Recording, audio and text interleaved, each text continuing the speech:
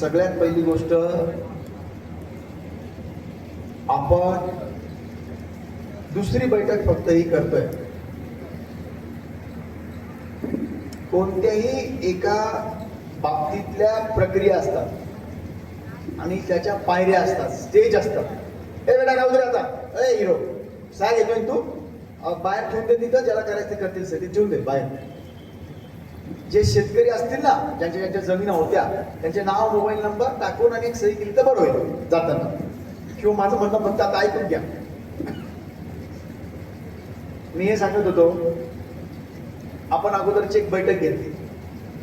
त्या दिवशी बैठकीचा हेतू काय होता, आपण मोजण्या करू द्या, किती एरिया कुठे येतो तो आपण घेऊया, आणि त्या साईडची जमीन सुद्धा जी राहिलेली होती ती पण आपण मोजणी करूया. त्याची आपण परवानगी शासनाकडून घेऊ लागलो, आणि हे सगळं केल्यावर आपण दुसरी बैठक घेऊया. बरोबर आहे. हा मुद्दा मी त्या ठिकाणी बोललेलो होतो.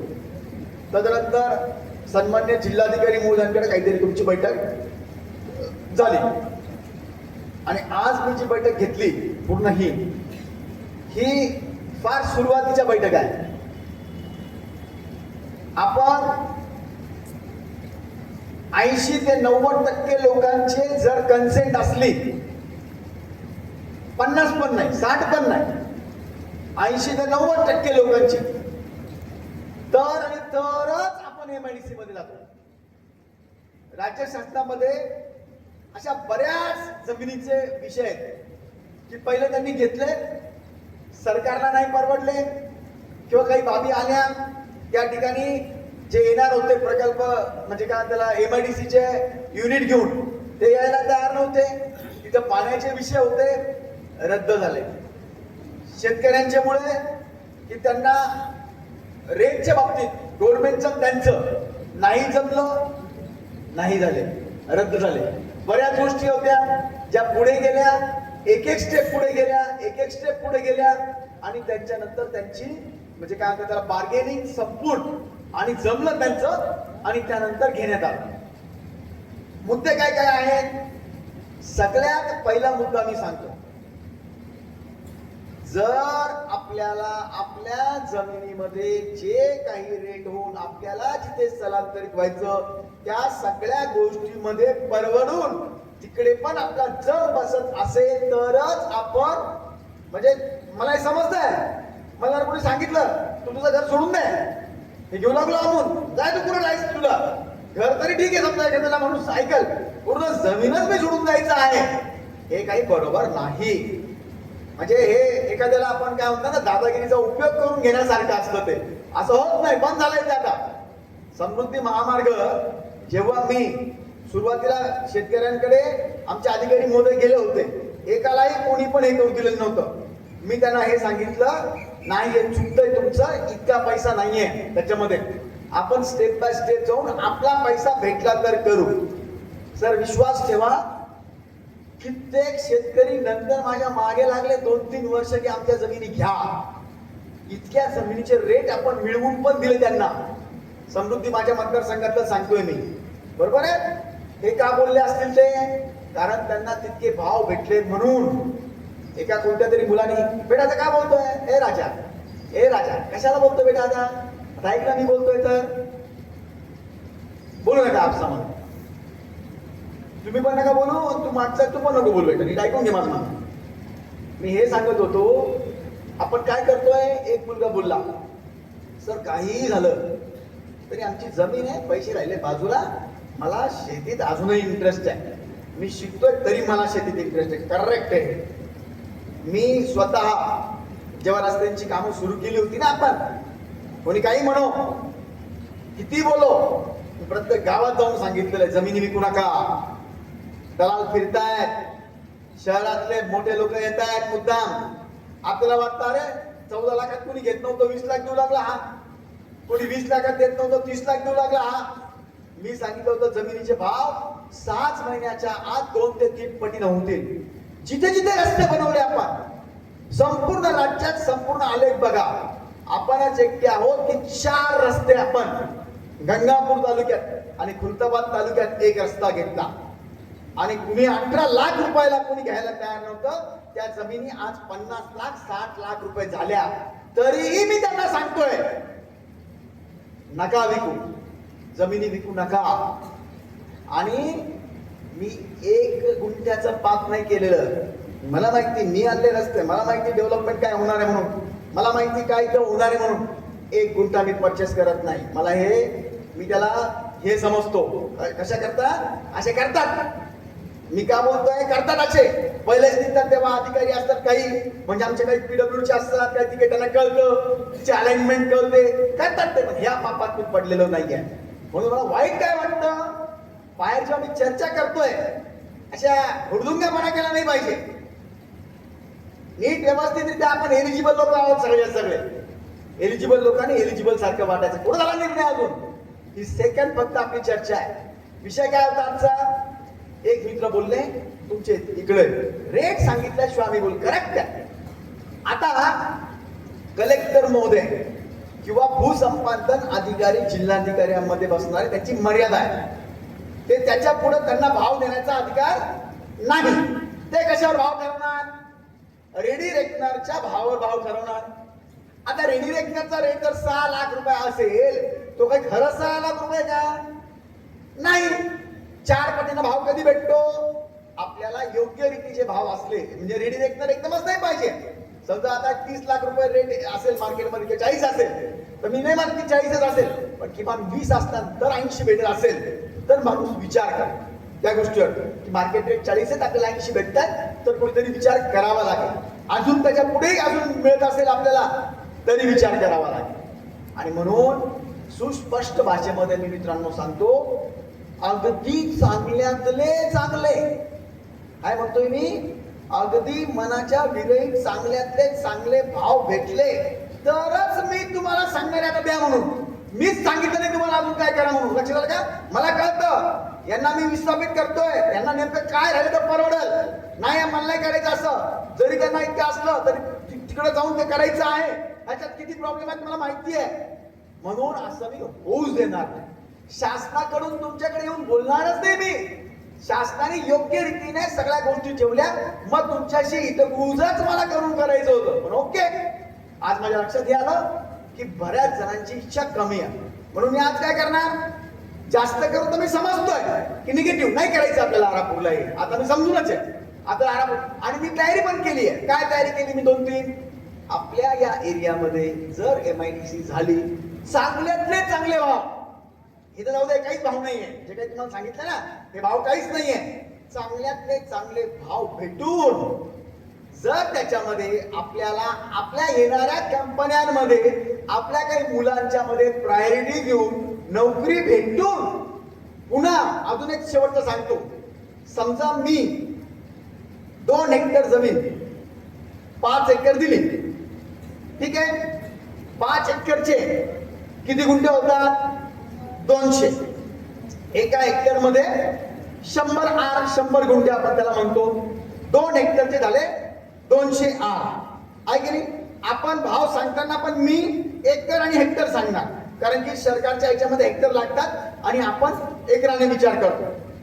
तर समजा 200 आर, 200 गुंठे जमीन कुणाची गेली, समजा 200 आर जमीन एखाद्याची 100 रुपयाला गेली, उदाहरण सांगू लागलो मी तुम्हाला. तर त्या 200 आर म्हणजे गुंठ्यापैकी 20 गुंठे 10% जे आपल्याला 100 रुपयामध्ये आपण दिली, तर 10 रुपयामध्ये, कारण की 10 रुपयाचे झाले ना 20 गुंठे, 200 गुंठ्याचे 100 रुपये, 10 रुपयामध्ये 20 गुंठे. जरी जमीन आपण रॉ दिली असेल, सगळे रस्ते, ॲम्युनिटी स्पेस, ग्राउंड हे सगळे होऊन त्याच 10 रुपयामध्ये आपल्याला 10% जमीन मिळेल. काय सांगतोय मी, फक्त तितक्या मुद्द्यावर राहायची नाही आपल्याला. मी त्याच्यातला एक एक बिंदू सांगू लागलो तुम्हाला की बाबा नंबर 1 एकदम चांगले रेट, आपल्या भविष्याची चिंता. नंबर 2 आपल्या जमिनीतले किंवा आपल्या त्याच भागामध्ये आपल्या दिलेल्या जमिनीच्या 10% जमीन वेल डेव्हलप्ड झालेली, लाईट, पाणी, रस्ते, खेळाचे ग्राउंड, म्हणजे ती आपली स्क्वेअर फीटने विकेल. लक्षात आलं का? जोपर्यंत डेव्हलपमेंट होणार नाही तोपर्यंत स्क्वेअर फीटने विकेल का? नाही. ती 200 म्हणजे जी 10% जमीन त्याच भावात, कोणत्या भावात? ज्या भावात आपण दिली त्याच भावात वेल डेव्हलप्ड जमीन हा तर भेटणारच. तो कायदा नियमच येतो. असं सगळ्या ह्याच्यामध्ये जर आपल्याला परवडत असेल तरच आपल्याला पुढे जायचं मित्रांनो आहे. मी असं समजू की कोणाला काही करायचंच नाही आणि मी चुप्प बसून राहू, नाही चालू शकणार. मी आमदार आहे, या मतदारसंघाचा लोकप्रतिनिधी आहे. मला प्रयत्न करून सगळ्या बाजू करून निर्णय घ्यावा लागेल इथे. कारण की बरोबर आहे, काही जमिनी बराड आहेत, काही पण काही बराच चांगल्या आहेत ना. चांगले चांगले पिकत आपण भाजीपाला घेतो, टोमॅटो घेतो, सगळ्या गोष्टी आहेत. सगळ्या गोष्टींचा विचार केला जाईल. आता एका जणांनी सांगितलं पाईपलाईन आहे तरी पण घेतलं नाही. सोडून द्या. ज्यांनी घेतला नाही, ज्या वेळेला करतो ना आपण तेव्हा एकही फूट सुटत नाही. पाईप नाही सुटत, विहीर नाही सुटत, भाजीपाला नाही सुटत, झाडं नाही सुटत, काही सुटत नाही. याला आपण रँडम मोजणी म्हणतो. अशी ही मोजणी केलेली, कोणी घेतलं कोणी नाही घेतलं. बाकी इन कॅमेरा घेतो आपण, इन कॅमेरा. आणि इन कॅमेरा त्या शेतकऱ्यांना विचारतो तुमचं काही राहिलंय का, त्याची रेकॉर्डची नोंद घेतो. ते म्हणतील नाही आमची पाईपलाईन ही राहिलेली आहे, त्याला जबाब द्यावा लागतो. दाखव कुठे पाईपलाईन आहे, नसेल तर नाही आहे, घ्यावी लागते. इतकं पक्क पुराव्यासह सगळं होतं. म्हणून काही न समजता आपण जर काही निर्णयापर्यंत पोहोचलो मित्रांनो तर थोडस चुकीचं वाटतं. पण एनिवे मी असा निर्णय घेतोय आज.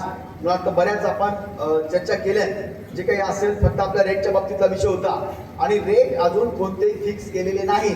सांगण्यात जे जिल्हाधिकारी कार्यालयात रेट आले तुम्हाला तुमच्या चर्चेमध्ये काय सांगण्यात आले की त्यांची मर्यादा सांगण्यात आली. जिल्हाधिकारी कार्यालय त्यांच्या एका मर्यादेच्या पलीकडे नाही जाऊ शकत. मग काय असतं ते आमच्याकडनं लोकप्रतिनिधीकडनं आपल्याकडनं घेतात की कुठपर्यंत लोकांची इच्छा आहे. आणि ती ही बैठक होती. आताची बैठक काय होती आपली, ही होती काय इच्छा आहे, काय केलं पाहिजे, पुढे काय रेट आपण सांगितलं पाहिजे, फिजिबल रेट आहेत का. समजा आपण आता सरकार काय बघतं 500 रुपयांनी समजा मी एखादी गोष्ट विकत घेतली, पण तो 500 मध्ये जर तो उद्योजक घेत नसेल ते पण नाही घेणार. बरोबर की नाही. खर्च कोणता करेल गव्हर्नमेंट, रस्ते करेल, पाणी करेल, लाईट करेल, तिकडनं पाईपलाईन आणेल, ते करेल. बाकीचा खर्च थोडी सरकार घरातून देणार आहे. आणि त्याची एक मर्यादा आहे देण्याची त्या ह्याच्यामध्ये. म्हणून आपण सगळ्या बाबींचं तंतोतंत घेऊन आज मी जसं विचार केला की आज आपल्याला रेट घ्यायचे होते. किती रेटला परवडतं रे बाबा, मी पण इकडे राहतो, हा ठीक आहे इतका रेट आहे, याच्यापेक्षा जास्त पाहिजे आपल्याला, जास्त किती पाहिजे त्याची एक मर्यादा आहे. बरोबर की नाही. आता तुम्ही जसं म्हणताय की जिल्हाधिकारी कार्यालयामध्ये आम्हाला रेट एकदम कमी सांगितले, तर कोणी कोणी एकदम जास्त बी सांगितलंय. आपल्याकडनं पण भरपूर सांगण्यात आले ना, 5-5, 7-7 पटीनं पण सांगण्यात आले त्या ठिकाणी. ओके, काही हरकत नाही. आपल्याला आपण सांगितलं, त्यांना सांगितलं. पण मला असं वाटलं होतं की काही मध्य निघून, मध्य म्हणजे काय, कमी नाही, कॉम्प्रोमाइज नाही. आपल्याला कोणत्याही गोष्टीचं असं नाही करायचं की बा आपल्याला जाऊ द्या का, जाऊ द्या नाही. आपण समाधानी आहोत का, समाधानी होत असो की हो ही जमीन दिल्याने आपण समाधानी आहोत, तर आणि तरच आपल्याला त्याच्यामध्ये जायचं आहे. नसता मित्रांनो खरोखर जाण्याची काही गरज नाही. इतक्यापर्यंत माझ्या सगळ्या गोष्टी जर लक्षात आल्या असेल तुमच्या, तर आता तुम्हाला काही बोलायचं असेल तर बोला, नाही तर आपण मीटिंग आता संपवणार आहोत. मला जे काही राज्य शासनाला कळवायचं. आणि अजून सांगतो मी 1-2 बात. माझ्याच मतदारसंघामध्ये किमान 2,500 आता शिल्लक 2,000 एकर लँड महामंडळाची, शेती महामंडळाची. आणि आपण इकडे भेंडळा फॅक्टरी, सॉरी भेंडळा फाटा, इकडे गणेशवाडी, तिकडच्या पण जमीन आपण हे करू. लक्षात आलं का. ठीक आहे, जमीन आपल्याला भरपूर कमी पडतात, युनिट वेगवेगळे असतात, डिफेन्स युनिट असतात, पोल्युशन विरहित MIDC आपल्याला बनवायची आहे, त्या पद्धतीने असतात. तर ते पण आपण घेणार आहोत ऍक्च्युअल मध्ये. आणि आपलाच एरिया का निवडलाय, आपण सक्सेसफुल MIDC केलेली आहे. आपल्याकडचे पाण्याचे पण स्रोत आपण मंजूर केलेले आहेत म्हणून ते घेतलेले. पुन्हा एकदा शेवटचं सांगतो, शेतकऱ्यांसाठी मित्रांनो जी पाईपलाईन आपण आणू लागलो त्याचा आणि MIDCचा काही संबंध नाही. त्याच्यातला एकही थेंब पाणी तिकडे देणार आपण झाली तर. आता माझ्या लक्षात येऊ लागलं हे बऱ्याच जणांचं नाही म्हणणं आहे. ठीक आहे, आपण मी नाही समजूनच चालतोय. आता जे काही बोलतोय ना, मी नाही समजूनच बोलतोय, पण तरीही तुम्हाला सांगतो, तो तुमच्या डोक्यातला भाग काढून टाकतो. नाही का भविष्यात असं होणार होतं, अरे काय माहिती, लय चॅप्टर येतो, पाणी आणलं शेतकऱ्याच्या नावानं आणि देणार MIDC ला, काही मांडायचे. मी जेव्हा करत नाही, मी खुशी आहे घरी. मी माझ्या ताकदीवर मी हरामाच्या भाकर खात नाही घरी माझ्या पोरा बाळाला. माझ्या कमाईचं माझं जे आहे ना, तेच माझ्या घरात चालते, ते लक्षात ठेवा सगळे. म्हणून मला हे काही रिकामचोट धंदे करण्यामध्ये काही इंटरेस्ट नाहीये की असं करून मी काहीतरी शेतकऱ्याच्या नावाने आणायचं आणि द्यायचं MIDC ला. अरे दुसरं आहे ना. आणि MIDC टोटल एंटिटी वेगळी आहे, ही एंटिटी वेगळी आहे. दोन्ही एंटिटी कसं काय एकत्र राहील? आणि घ्यायची असली तर जास्तीचं पाणी मंजूर करून होत असतं ते सगळं. आणि MIDC ला समजा सगळ्या शेतीला पूर्ण, बरोबर आहे की नाही, 2 अब्ज लिटर पाणी लागत असेल, समजा 2 अब्ज लिटर मध्ये काहीच होत नाही, 2 अब्ज लागत असेल तर फक्त 100च लिटर लागतं MIDC ला. इतकं कमी लागतं. माठातलं एक माठ समजा पूर्ण भरलेला जर तो शेती करता लागत असेल आपल्या एरियाला, तर एक बुच्चन आहे ना, बुच, ते बुच भरत लागतं त्या MIDC ला. माहित नसतं, आपण काहीतरी मांडतो मनातल्या मनात, बोलले म्हणून बोलतोय, नाही तर काही मला त्या गोष्टीची ओढायची नव्हती.